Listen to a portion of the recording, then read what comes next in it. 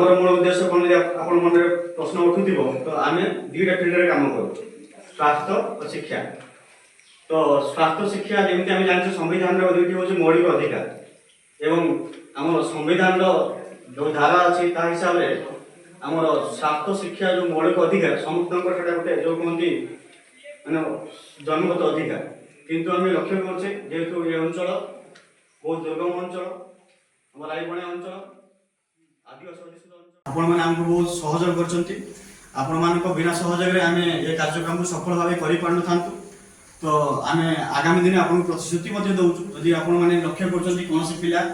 आर्थिक अनग्रसर थिबा पिला किछि साहाय्य जदि पाइले ता जदि जीवनटा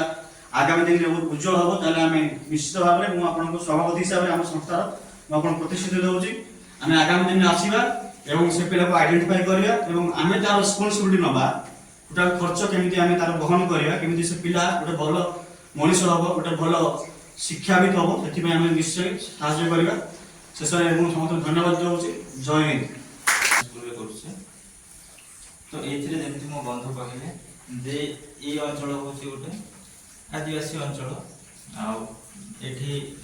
आमर जोगाजोग विषय सुविधा ना सब किसी सुविधा ये मिल पार ना तो यही अंचल पिला आम देखिकी